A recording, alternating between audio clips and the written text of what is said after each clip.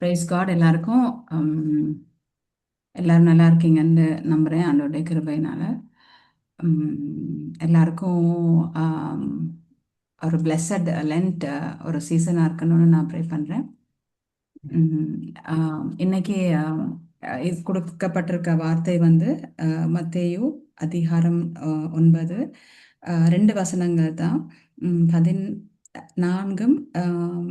Price Lord sister, volume கம்மியா இருக்கும் sister. அப்படியா? கொஞ்சம் இருங்க.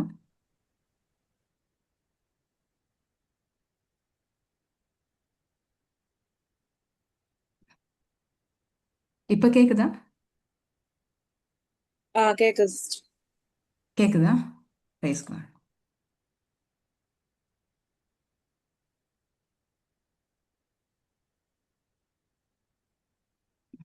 ஓகே. இறை வசனங்கள் 14, 15, 2 வார்த்தைகள். யாராவது வாசிக்கிறீங்களா? மத்தேயு 9ஆம் அதிகாரம், வசனங்கள் வந்து 14, 15. பின்பு யோவான் இயேசுவிடம் வந்து, நாங்களும் பரிசேரும் அதிகமாக நோம்பிருக்க உம்முடைய சீடர்கள் ஏன் நோம்பிருப்பதில்லை என்றனர். அதற்கு இயேசு அவர்களை நோக்கி, மணமகன் தங்களோடு இருக்கும் வரை மன விருந்தினர்கள் துக்கம் கொண்டாட முடியுமா? மணமகன் அவர்களை விட்டு பிரிய வேண்டிய காலம் வரும், அப்பொழுது அவர்கள் நோன்பு இருப்பார்கள். ஆமேன். ஆமென். Praise God. இது வந்து இயேசுவிடம் வந்து கேட்கக்கூடிய ஒரு கேள்வி. இதை வாசிக்கும் பொழுது எனக்கு என்ன தோணுச்சுன்னு சொன்னா, திருமணத்தை பத்தின ஒரு ஒரு இதை பத்தி சொல்றாங்க இல்லையா? அப்ப யூதருடைய திருமணம் வந்து அதை கொஞ்சம் நான் சொல்லலாம்னு இருக்கிறேன். யூதருடைய திருமணம் வந்து அந்த காலத்துல வந்து நடக்கும் பொழுது ஆம், யூதருக்கு வந்து யூதர் முறைப்படி மணமகன் தான் வந்து மணமகளுக்கு வந்து சீதனம் டவுரி கொடுக்கணும். இப்போ யூஸ்வலாக நம்ம வந்து மணப்பெண் வீட்டால் தான் மணமகனுக்கு கொடுக்கறது இல்லையா?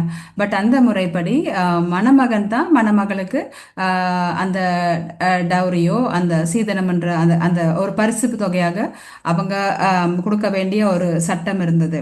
அப்போ இதில் வந்து மணமகனுடைய தந்தை வந்து திருமண ஒப்பந்தம் செய்யறதுன்னா அவங்களுடைய சடங்கை செய்யும் பொழுதே அந்த 2 பேருக்குள்ள திருமணம் ஒப்பந்தம் ஆயிருது. இந்த இதை வாசிக்கும் பொழுது, இந்த 2 வார்த்தைகளை வாசிக்கும் பொழுது, ஒரு மணமகன் இயேசுவை ஏன் மணமகன்னு சொல்றாங்க? அப்ப இயேசுவ மணமகன் சொல்லும் பொழுது அப்ப அந்த மணமகள் யாராக இருக்கிறாங்க? மணமகன் தானே சொல்றாங்க இதுல ஜீசஸ வந்து. அப்ப ஜீசஸ மணமகன் சொல்லும் பொழுது யாரு மணமகள்? உங்களுக்கு தெரியுமா யாரு மணமகளாக இருக்கக்கூடும் அப்படின்றது? மணமகன் ஜேசு தன்னையே சொல்றாரு. அப்ப மணமகன் தங்களோடு இருக்கும் வரை மன விருந்தினர்கள் துக்கம் கொண்டாட முடியுமா அப்படின்னு கேக்குறாங்க. அப்ப இயேசு மணமகனா இருந்தா யாரு மணமகளா இருக்கக்கூடும்? நாங்க தான். Praise God. அப்ப நாங்க நாங்க தான் மணமகள். அப்ப நாங்க ஒவ்வொரு மணமகளா இருக்கிறோம். அப்ப இந்த உறவு எப்பேற்பட்ட ஒரு உறவா இருக்கும்? இப்ப நாங்க கூட இந்த மாதிரி உறவுல இருக்கிறோம் இல்லையா? நாங்க நிறைய பேர் இந்த நாங்க ஒரு மணமகளா இருந்து மணமகனோட ஒரு ஒரு உறவு நாங்க கொண்டு இருக்கிறோம் இல்லையா? அப்ப இயேசுவும் வந்து தன்னை வந்து ஒரு மணமகன்னு சொல்றாரு. அப்ப மணமகனா இருந்து அவர் மணமகன், நாங்க ஒவ்வொருவரும் மணமகளா இருந்தா எங்களுக்குள்ள இருக்கக்கூடிய அந்த உறவு வந்து எப்படிப்பட்ட ஒரு உறவா இருக்க முடியும் அப்படின்றத குறித்து எனக்கு தெரிஞ்சதை நான் உங்க கூட ஷேர் பண்ணலான்னு இருக்கிறேன். அப்ப இதுல வந்து மணமகள் நாங்க எங்க ஒவ்வொருவரையும் மணமகளாக நாங்க எடுத்தா அப்ப எங்களுடைய தந்தை வந்து என்ன பண்றாரு? இந்த திருமண ஒப்பந்தத்தை அவர் பண்றாரு இல்லையா? எங்களுடைய பெற்றோர் தான் எங்களுக்காக அதை பண்ணியிருப்பாங்க. அப்ப இதுல வந்து இந்த இந்த இயேசுவுடைய தந்தை இயேசு வந்து இயேசுவுக்கும் எனக்கும் நடக்கக்கூடிய திருமண ஒப்பந்தம் எப்படியா இருந்திருக்கும்? எப்ப ஸ்டார்ட் பண்ணுச்சுன்னு சொல்ல முடியுமா? எனக்கும் இயேசுவுக்கு இப்ப இயேசு மணமகனா இருந்தா நான் மணமகளா இருந்தா எங்களுக்குரிய ஒரு உறவு நாங்க திருமணம் செய்யும் பொழுது நாங்க சைன் பண்ணிருப்போம்ல. நம்ம சர்ச்சில் நடந்ததாக இருக்கட்டும், லீகலா நடந்ததாக இருக்கட்டும், நம்ம சைன் பண்ணிருப்போம் இல்லையா? ஒரு ஒரு ஒரு ஒரு இதுல நம்ம சைன் பண்ணிருப்போம் நம்ம பண்றோம் அப்படின்றது. நம்ம வாக்குறுதி கொடுத்திருப்போம். நம்ம சர்ச்சில் நடக்கக்கூடிய அந்த திருமண திருப்பலியில நாங்க வாக்கு கொடுத்திருப்போம். ஆம் ஆம் ஆம்னு நாங்க உடன்படுற மாதிரி. அப்ப இந்த எனக்கும் இயேசுவுக்கும் எங்க ஒவ்வொருவருக்கும் இயேசுவுக்கும் இடையே இந்த இருக்கக்கூடிய இந்த திருமண ஒப்பந்தம் எப்ப ஸ்டார்ட் பண்ணுச்சுன்னு சொல்ல முடியுமா? நம்முடைய பாப்டிசம் அப்போ. Yes, very good. Praise God. நம்முடைய ஆமா. பேப்டிசம் அன்னைக்கு நம்ம வந்து நம்ம வந்து ஒவ்வொரு இயரும் நம்ம எப்படி மேரேஜ் ரினியூ பண்றோமோ அதே மாதிரி இந்த ரினியூவலும் நாங்க பண்றோம் இல்லையா? உயிர்த்த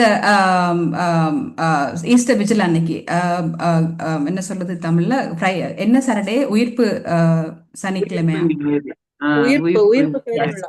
ஈஸ்டர் விஜில் எஸ் அதுல நம்ம விட்டு விடுகிறோம் விட்டு விடுகிறோம் தீயவனை விட்டு விடுகிறோம் நாங்க ஏற்றுக்கொள்ற யாரை ஏற்றுக்கொள்கிறோம் யாரை செய்யறோம்னு அந்த அந்த அந்த திருமண உறவை வந்து நாங்க எப்பயும் புதுப்பிக்கிறோம். நாங்க சின்னல நம்ம பேரண்ட்ஸ் நமக்காக சொன்னது, நம்முடைய காட் பேரண்ட்ஸ் நமக்காக அந்த வார்த்தைப்பாடை அவங்க கொடுத்த காலத்துல விட்டுட்டு ஒவ்வொரு வருஷமும் நானும் நீங்களும் இந்த வார்த்தைப்பாடை நாங்க வந்து இந்த இந்த கவனண்டை இந்த இந்த கான்ட்ராக்டை வந்து நாங்க ரினியூ பண்றோம். நாங்க விட்டு விடுகிறோம், தீயவனை விட்டு விடுகிறோம், எல்லாத்தையும் நாங்க விட்டு விடுகிறோம், நாம எதோ ஏற்றுக்கொள்றோம் அப்படின்றத நாங்க இதை திரும்பவும் இந்த உறவை புதுப்பித்துக் கொண்டே இருக்கிறோம். அப்ப இந்த திருமண ஒப்பந்தத்துல வந்து இயேசு வந்து திருமண விருந்து வந்து இல்ல அது பின்னாடி சொல்லலாம். அப்ப இதுல இயேசுடைய அன்பை குறித்து இதை நான் மெடிடேட் பண்ணும் பொழுது அன்பு வந்து எத்தனையோ வகைப்படும், அது உங்களுக்கு தெரியும் இல்லையா? அப்ப எத்தனையோ வகைப்படக்கூடிய அன்புல வந்து சில வகையான அன்பு இருக்குது. நம்ம பைபிள்ல மெயினா வந்து 4 வகையான அன்பை தான் குறித்து தான் நாங்க இதுல மெயினா நாங்க வந்து பைபிள்ல நாங்க பார்க்கலாம். அதுல வந்து ஃபீலியான்ற ஒரு அன்பு இருக்குது, ஸ்டோகே என்ற ஒரு அன்பு இருக்கு, ஈரோஸ் என்ற அன்பு இருக்கு, அகாப்பே என்ற ஒரு அன்பு இருக்கு. இந்த அகாப்பே அன்பு எங்களுக்கு தெரியும் இல்லையா? அகாப்பே அன்பை பத்தி நமக்கு தெரியும். அப்ப இந்த ஃபீலியா என்ற அன்பு வந்து சகோதரருக்கு இடையே உள்ள அன்பு, அது நீதிமொழியில குறிப்பிடப்பட்டிருக்குது. நீதிமொழி 17:14 இந்த அன்பை வந்து ஃபீலியா வந்து சகோதரருக்குள்ள அன்பு, என்னுடைய சகோதரங்களுக்கு இடையே இருக்கிற அன்பு வந்து பாசம், அது வந்து ஒரு தோழமையோட கூடிய அன்பு. அதுக்கப்புறம் ஸ்டோகே என்ற அன்பு வந்து குடும்பத்துல குறித்த அன்பு, ரோமர் 12:10 இருக்கு. அது வந்து இயற்கையாகவே எங்களுக்குள்ளாக எங்களுடைய குடும்பத்துல இருக்கக்கூடிய அன்பை பத்தி அது வந்து குறிப்பிடுது. அதுக்கப்புறம் ஈரோஸ்ன்றது வந்து ஒரு ரொமான்டிக்கான ஒரு அன்பு, ஒரு கணவன் மனைவிக்குள்ளாக இல்லாட்டி ஒரு பாய் ஃப்ரெண்ட் ஒரு ரொமான்டிக்கான ஒரு அன்பு வந்து அது சாலமோன் ஞானத்துல வந்து 8ஆம் அதிகாரத்துல இருக்கு, இச்சை கலந்த அன்பு. அதுக்கப்புறம் அகாப்பே அன்பு. இந்த அன்பை பத்தி தான் இயேசு எங்களுக்கு சொல்றாரு. இந்த அன்பு தான் எங்க ஒவ்வொருவருக்கும் இயேசுவுக்கும் இடையே இருக்கிற அன்பு வந்து அகாப்பே அன்பு. அதுல என்ன ஸ்பெஷாலிட்டின்னா அது ஒரு நிபந்தனையற்ற அன்பு. எல்லா அன்பும் இப்ப நான் சொன்ன எல்லா அன்பும் வந்து ஒரு கண்டிஷனுக்கு உட்பட்டது. எனக்கு இது என்னுடைய ஹஸ்பண்ட் எனக்கு இது பண்ணணும்னு நாங்க எதிர்பார்க்கக்கூடிய அன்பு. என்னுடைய பிள்ளைகள் இப்படித்தான் என்ன வந்து என்னோட பேசணும், ஒரு வரையறைக்குட்பட்ட ஒரு கண்டிஷனலான அன்பு தான் இந்த வந்து என்னுடைய சகோதரருக்குள்ள இருக்கக்கூடிய அன்பாக இருக்கட்டும், என்னுடைய பெற்றோர்களுக்குள்ள இருக்கக்கூடிய அன்பாக இருக்கட்டும், என்னுடைய தோழர்கள் என்னுடைய சகோதரர்கள் இருக்கக்கூடிய அன்பாக இருக்கட்டும், என்னுடைய குடும்பத்தில் இருக்கக்கூடிய அன்பாக இருக்கட்டும், எல்லாமே நான் கொடுக்கறத மாதிரியே நான் எதிர்பார்க்கக்கூடிய சில விஷயங்கள் இருக்கும் இல்லையா? என்னுடைய பிள்ளை எதுவாக இருந்தாலும் நான் எதிர்பார்ப்பேன் சில விஷயங்கள்ல. நம்ம எல்லாருமே எதிர்பார்க்கக்கூடிய சில விஷயங்கள் இருக்கு இல்லையா? அப்ப இல்ல நான் பண்ணிட்டே இருப்பேன் பொழுது நம்ம வந்து ட்ரை ஆயிடுறோம் இல்லையா? நமக்கு அது கிடைக்கும் பொழுதுதான் நமக்கு வந்து ஒரு சந்தோஷமோ ஒரு திருப்தியோ அடுத்த கட்டத்தை நோக்கி போகக்கூடிய ஒரு தெம்பு நமக்கு கிடைக்குது இல்லையா? அது கணவன் மனைவியாக இருக்கட்டும், அது தாய் தந்தையாக இருக்கட்டும், எங்களுடைய பிள்ளைகளாக இருக்கட்டும், சகோதர சகோதரிகளாக இருக்கட்டும், நாங்க வேலை செய்யற இடத்துலயாக இருக்கட்டும், எல்லா இடத்துலயும் நாங்க எதிர்பார்க்கக்கூடிய, நாங்க கொடுக்கிறவர்களாக மட்டுமே நாங்க இருக்காம நம்ம ரிசீவர்ஸ், நம்ம பெற்றுக்கொள்ளக்கூடிய மக்களாகவும் இருக்கிறோம். நாங்க அப்படி இருக்கு இல்லையா? ஆனா இந்த அகாப்பே அன்பு எப்படிப்பட்ட அன்புன்னா, இந்த அன்பு தான் ஜீசஸ் வந்து என்னுடைய மணவாளனாக இருக்கிறாரு. நாங்க ஒவ்வொருவரும் அவருடைய மணப்பெண்கள் மணவாட்டிகளாக இருக்கும் பொழுது இந்த நடுவில் இருக்கக்கூடிய அன்பு வந்து அகாப்பே அன்பு, நிபந்தனை இல்லாத ஒரு அன்பு, எந்த ஒரு வகையிலும் ஒரு நிபந்தனையே இல்லாத அன்பு. இயேசு எனக்கிட்ட இது பண்ணாதான் நான் உன்னை அன்பு செய்வேன், நீ எனக்கு இது பண்ணாதான் நான் உனக்கு அன்பு செய்வேன், நீ என்னுடைய பர்த்டேயோ ஏதோ ஒரு ஸ்பெஷல் டேல நீ எனக்கு ஒரு விஷ் பண்ணணும், நீ ஆபீஸுக்கு போனா எனக்கு ஒரு கால் பண்ணணும், நீங்க இவ்வளவு நாள் போனீங்கன்னா எனக்கு நீங்க இன்ஃபார்ம் பண்ணணும், நீங்க எனக்கு அப்படி பண்ணல, நீங்க இப்படி பண்ணல அப்படின்னு கேள்வி கேட்கக்கூடிய அன்பு இல்லை இந்த அன்பு. இந்த அன்பு கேள்வியே கேட்காத ஒரு அன்பு தான் அகாப்பே அன்பு. எங்க ஒவ்வொருவருக்கும் இயேசுவுக்கும் இடையே இருக்கிற தனிப்பட்ட எனக்கும் இயேசுவுக்கும் இருக்கிற அந்த தொடர்பு இல்லை, எனக்கும் உங்க ஒவ்வொருவருக்கும் இயேசுவுக்கும் இடையே இருக்கிற அன்பு ஒவ்வொன்றும் வந்து வித்தியாசமா இருக்கும். நமக்கு வந்து அது வந்து கம்பேர் பண்ணவே முடியாத ஒரு அன்பு. அப்ப இயேசு வந்து எதுக்காக இந்த அகாப்பே அன்பு வந்து நம்ம மேல செலுத்துறாரு? இயேசு பிறக்கும் பொழுது நாங்க ஒவ்வொருவரும் உங்களுக்கு தெரியும் பிறந்தது வந்து எதுக்காக? நம்முடைய பிறந்த நோக்கம் வந்து அவரை அன்பு செய்ய வேணும் இல்லையா? அவரை அன்பு செய்து அவரோடு வாழக்கூடிய ஒரு வாழ்வை தான், அதுக்காகத்தான் நாங்க வந்து இந்த உலகத்துக்கு நாங்க இந்த உலகத்தில் நாங்க பிறந்தோம். ஆனாலும் வந்து எங்களுடைய பாவத்தின் காரணமாக, எங்களுடைய ஆதி பெற்றோரின் காரணமாக என்ன நடக்குது, அந்த எங்களுடைய அதிகாரத்தை வந்து நாங்க வந்து சாத்தானுக்கு கொடுக்கிறோம். அப்ப இயேசு என்ன பண்றாரு, இந்த அகாப்பை அன்பு வந்து சாக்ரிஃபிஷியல் லவ், அதாவது தன்னையே பலியாக கொடுக்கக்கூடிய ஒரு லவ். அது அது நம்ம ஸ்கிரிப்சர்ல பைபிள்ல இருக்கு. இந்த அகாப்பைன்றது வந்து தன்னையே தியாகம் செய்யக்கூடிய ஒரு அன்பு தான். அப்ப இயேசு என்ன பண்றாரு, திரும்பவும் என்ன மீட்க வேணும்ன்றதுக்காக அவர் தன்னையே பலியாக ஒப்பு கொடுக்கிறார் இல்லையா, அதுதான் அந்த அகாப்பே லவ். அப்ப இந்த அகாப்பே லவ் வந்து எங்க ஸ்டார்ட் பண்ணுது, இந்த இயேசு நாங்க கண்கூடா நாங்க பார்க்கக்கூடியது வந்து சிலுவையில அந்த விழா குத்தப்பட்ட இடத்துல, அந்த இடத்துல அந்த ஓப்பன் ஆகுற அந்த கிருபை நேரம் இருக்கு இல்லையா, அந்த இடத்துல அந்த அகாப்பே லவ் ஸ்டார்ட் பண்ணுது. அப்ப இது வந்து எங்க எல்லாருக்குமே தெரியும், நாங்க வாசிக்கிறோம், நாங்க கேட்டிருக்கிறோம். ஆனாலும் அந்த அன்பின் ஆழத்தை நாங்க எத்தனை பேர் நாங்க புரிஞ்சிருக்கிறோம், அந்த நெருக்கத்தின் ஆழத்தை எத்தனை பேர் நம்ம தெரிஞ்சிருக்கிறோம், நம்ம புரிஞ்சிருக்கிறோம், நம்ம பிராக்டிஸ் பண்றோம். அப்ப இயேசு தன்னை வந்து ஒரு மணவாளன் சொல்லும் பொழுது அவர் வந்து தன்னை ஒரு மணவாளனாகவே அவர் ஏற்றுக்கொள்கிறார், அவர் வாழ்கிறாரு. அப்ப அவர் மணவாளனா இருந்தா, சிஸ்டர் சொன்ன மாதிரி நாங்க ஒவ்வொருவரும் மணப்பெண்களாக இருக்கிறோம். அப்ப எனக்கும் அவருடைய அன்பை வந்து நான் பெற்றுக்கொள்கிற ஒரு மகளா எப்பொழுதும் நான் இருக்கிறேனே ஒழிய, அந்த அன்பை நான் செலுத்துற ஒரு பிள்ளையா இருக்கிறேனா அப்படின்னு நம்ம ஒவ்வொரும் கேட்டுக்கணும். நம்ம எந்தெந்த நேரத்துல வந்து இப்ப என்னுடைய கணவனாக இருக்கட்டும், என்னுடைய பிள்ளைகளாக இருக்கட்டும், எங்களை சுத்தி வர இருக்கிறவங்க எல்லாரா இருக்கட்டும், எங்களுக்கு நான் சொன்ன மாதிரி எங்களுக்கு அன்பை செலுத்தி கொண்டே இருந்தா அவங்க எதிர்பார்ப்பாங்க இல்லையா, அவங்க எங்கள்கிட்ட ஒரு சில விஷயங்கள் எதிர்பார்ப்பாங்க. அது யாரா இருந்தாலும் என்னுடைய வட்டாரத்தில் நான் வாழக்கூடிய இந்த சமுதாயத்துல என்ன சுற்றி என்னால செய்யக்கூடிய சில காரியங்கள் இருக்கு, நான் செய்ய வேணும்னு அவங்க எதிர்பார்க்கக்கூடிய காரியங்கள் இருக்குது. அதை நான் செய்யாம போகும் பொழுது அவங்களோட எதிர்பார்ப்பு என் மேல் எப்படியா இருக்கும் இல்லை. ஆனா இயேசு வந்து என்னகிட்ட அவர் என்ன எதிர்பார்க்கிறாரு அப்படின்றத நாங்க வந்து தியானிப்போம். நெக்ஸ்ட் வந்து நான் என்ன சொல்லணும்னா, இயேசு வந்து எங்களுடைய திருமுழுக்கின் போது நாங்க செய்து கொண்ட அந்த மன ஒப்பந்தம், நாங்க ஒவ்வொரு வருஷமும் நாங்க வந்து ரெனியூ செய்யக்கூடிய அந்த மன ஒப்பந்தத்துல முத்திரை மோதிரம் யாரா இருக்கான்னு தெரியுமா, சொல்ல முடியுமா? நம்ம ஒரு வெட்டிங்ல வந்து நமக்கு ஒரு ரிங்கோ ஒரு தாலியோ ஏதோ ஒண்ணு போடுறாங்க, ஒரு அடையாளமா இல்லையா? அப்ப சொல்லுங்க சிஸ்டர். ஆமா, தூய ஆவியானவர் தான் நம்முடைய முத்திரை மோதிரம். அந்த முத்திரை மோதிரம் வந்து நமக்கு கொடுக்கப்படுகிறது திருமுழுக்கின் மூலமாக. அதுக்கப்புறம் நமக்கு வந்து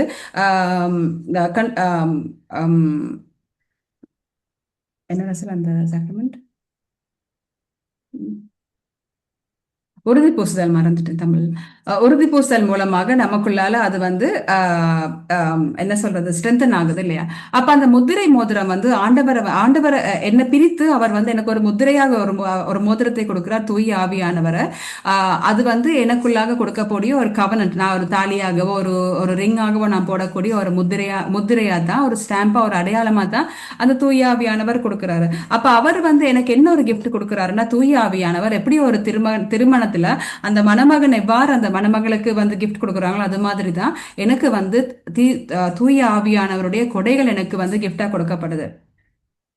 அந்த கிஃப்ட்ல வந்து அந்த கிஃப்ட் எப்படி நான் உபயோகிக்கிறேன்றது தான், அது ஒவ்வொருவருக்கும் அது தனிப்பட்ட விதத்துல நாங்க பார்க்க வேணும். அந்த எவ்வாறு எங்களுக்கு கொடுக்கப்பட்ட அந்த கிஃப்ட், அந்த ஃப்ரீ கிஃப்ட் நம்ம எப்படி நம்ம யூஸ் பண்றோம், தூயாவியானவரோட கொடைகளா இருக்கட்டும், அந்த கனிகளாக இருக்கட்டும், நாங்க எவ்வாறு நாங்க யூஸ் பண்றோம், ஆண்டருடைய நெருக்கத்தை நான் அதிகப்படுத்த எவ்வாறு ஒரு கணவனும் மனைவியும் எல்லாவற்றையும் ஒரு ஆளுக்கு ஒரு ஆள் வந்து வெளிப்படையா அவங்க வந்து வாழ்க்கை நடத்துறாங்களோ, அது போன்ற ஒரு காம இச்சை இல்லாத ஒரு உண்மையான அன்பை வெளிப்படுத்தக்கூடிய ஒரு நெருக்கத்தை தான் இயேசு வந்து இங்க வந்து கொடுக்கக்கூடிய ஒரு மணவாளனாக தான் இயேசு வந்து அவரை அறிமுகப்படுத்துறாரு. அப்ப இயேசு இந்த உலகத்தில் இருக்கக்கூடிய காலத்துல வந்து ஒரு திருமண சடங்கு எவ்வாறு ஒரு ஆடம்பரமாக, ஒரு கோலாகலமாக, ஒரு மகிழ்ச்சிகரமாக இருக்குமோ, அது மாதிரி தான் அந்த இயேசு இந்த உலகத்தில் இருக்கக்கூடிய காலத்துல வந்து மக்கள் வந்து அந்த திருமண சடங்கை ஒத்த என்னன்னா, அவர்கிட்ட வர்றவங்க எல்லாருமே இல்லைன்னு போனது இல்லை இல்லையா, அவர்கிட்ட வர்றவங்க எது கேட்கிறாங்களோ அதை அவர் கொடுக்கக்கூடிய ஒரு மனிதனாக இருந்தாரு. அப்ப ஒரு மணமகன் ஒரு வீட்டுல ஒரு இடத்துல இருக்கும் பொழுது அந்த இடம் எப்படி ஒரு கோலாகலமான, ஒரு ஆடம்பரமான ஒரு இடமாக இருக்குமோ, அதே மாதிரி தான் இயேசு இந்த உலகத்துல இருந்த காலத்துல வந்து அந்த மாதிரி ஒரு ஒரு ஒரு ஒரு ஒரு கொண்டாடுறது தான் அவர் வந்து இங்க சொல்லி இருக்கிறாரு. அப்ப இயேசு வந்து எதுக்காக போனாரு, இயேசு வந்து போனது எனக்கும் உங்களுக்குமான ஒரு இடத்தை வந்து அவர் ஆயத்தம் செய்யறதுக்கு தான் அவர் போறாரு. அப்ப அந்த பிரிவுபட்ட காலத்துல நம்ம எப்படி நாங்க வந்து நாங்க சில செய்கைகளை செய்யணும். முக்கியமா இந்த இந்த தப காலத்துல நாங்க இருக்கிறோம். அப்ப இந்த தப காலத்துல வந்து நாங்க செய்யக்கூடிய ஒவ்வொரு காரியமும் வந்து இயேசுடைய ஏக்கத்தை வந்து பிரதிபலிக்கக்கூடிய ஒரு காரியமா இருக்கணும். இயேசுடைய அதாவது என்னுடைய அன்பு, என்னுடைய ஒரு கணவனோ ஒரு மனைவியோ விட்டு ஒரு 2 நாள் போனாங்கன்னா, ஒரு 3 நாள் போனாங்கன்னா, அவங்க வரும் பொழுது நாங்க அந்த கணவனோ மனைவி எவ்வளவு ஒரு ஏக்கத்தோட இருப்பாங்க இல்லையா? ஒரு தகப்பன் ஒரு பிள்ளைகளை விட்டு வெளியில ஒரு ஒரு ஊருக்கு போயிட்டு அவங்க வரும் பொழுது எவ்வளவு ஒரு ஏக்கத்தோட அந்த பிள்ளைகள் இருப்பாங்க. அப்ப அந்த மாதிரி ஒரு ஏக்கத்தை தான் அவர் வந்து நம்ம கிட்ட எதிர்பார்க்கிறாரு. அப்ப அந்த ஒரு ஏக்கத்தை நம்ம செய்யக்கூடிய சபமாக இருக்கட்டும், ஒருத்தர் முயற்சிகளாக இருக்கட்டும், நாங்க செய்யக்கூடிய இந்த காலத்துல செய்யக்கூடிய ஃபாஸ்டிங்காக இருக்கட்டும், அதாவது யாருக்கும் நாங்க காட்டணும்ன்றதுக்காக இல்ல, ஆண்டவருடைய அந்த ஏக்கத்துக்காக, அவருடைய அந்த அன்புக்காக நாங்க செய்யணும்னு தான் அவர் எதிர்பார்க்கிறாரு. ஸோ இன்னைக்கு நான் வந்து உங்க கூட ஷேர் பண்ண விரும்பியது அதுதான். இது வந்து ஒரு தண்டனையின் காலம் இல்லை. நம்ம வந்து யாருக்கும் நம்ம காட்டணுன்றதுக்காகவோ, மக்கள் என்ன வந்து நல்லவங்கன்னு சொல்றதுக்காகவோ, இந்த கடவுளுக்குள்ள எவ்வளவு இவங்க என்ன சொல்றது பக்தியா இருக்காங்கன்ற காரணத்துக்காகவோ இல்லை. இது எனக்கும் ஆண்டவருக்கும் சில விஷயங்கள் நாங்க வந்து எங்களுடைய குடும்பத்துக்காக நம்ம ஒருத்தர் சில காரியங்கள் நாங்க ஒருக்குறோம், சில காரியங்களை நாங்க சாக்ரிஃபைஸ் பண்றோம். அது நம்ம யாருக்கும் சொல்லணும்னு அவசியம் இல்லை. என்னன்னா அது உள்ள அன்புக்காக, உண்மையான அன்புக்காக, அவங்க நல்லா இருக்கணும்ன்ற ஒரு நோக்கத்துக்காக சில விஷயங்களை நாங்க எடுக்கிறோம். அப்ப அதே மாதிரி இயேசுடைய அன்பை நான் இன்னும் ஆழப்படுத்தும் பொருட்டு அந்த எனக்கும் என்னுடைய ஆத்மா, என்னுடைய இயேசு வந்து என்னுடைய உடலின் மனவாளன் இல்லை, இயேசு என்னுடைய ஆத்மாவின் மனவாளனாக இருக்கிறார். என்னுடைய ஆத்மாவின் சொந்தக்காரராக இயேசு இருக்கிறார். அப்ப என்னுடைய ஆத்மாவும் இயேசுடைய ஆன்மாவும் கனெக்ட் ஆகும் பொழுது அங்கதான் அந்த அந்த அகாபே லவ் வந்து ஸ்டார்ட் ஆகுது. அப்ப ஒவ்வொரு நாளும் நம்ம திருவிருந்து எடுக்கிறோம் இல்லையா, நம்ம கம்யூனியன், நம்ம நற்கருணை எடுக்கும் பொழுது இயேசு வந்து என்னுடைய சரீரத்துக்குள்ள அவருடைய சரீரம் வருது. அவருடைய சரீரத்தை தானே அவர் வந்து எனக்கு உங்களுக்காக அவர் வந்து பலியாக கொடுக்கிறார். அந்த சரீரத்தை நான் பெற்றுக்கொள்ளும் பொழுது என்னுடைய சரீரத்தோட இயேசுடைய சரீரம் வந்து ஒன்றாக சேர்க்கப்படுது. அப்ப அவருடைய ஆன்மாவும் என்னுடைய ஆன்மாவும் சேரும் இடம் வந்து திருவிருந்தாக இருக்குது பிசிக்கலாக.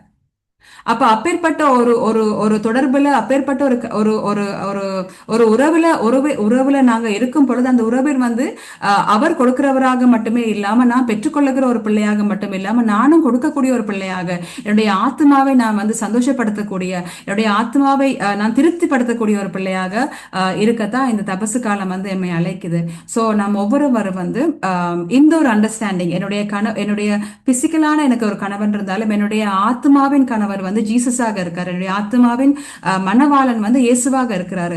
அப்ப என்னுடைய ஆத்மாவுக்கும் ஆண்டவருடைய இயேசுடைய ஆத்மாவுக்கும் உள்ள நெருக்கத்தை எவ்வாறு நான் வந்து இன்னும் அதிகப்படுத்தணும் அப்படின்றது தான் நான் உங்க கூட ஷேர் பண்ண விரும்புறேன். ஸோ நம்முடைய பர்சனல் ப்ரேயர்ல நம்ம பண்ணும் பொழுது இது ஒருக்கா நீங்க மெடிடேட் பண்ணி பாருங்க, நீங்க எப்படி ஃபீல் பண்றீங்கன்னு நீங்க வந்து சொல்லுங்க. Praise God. God bless you.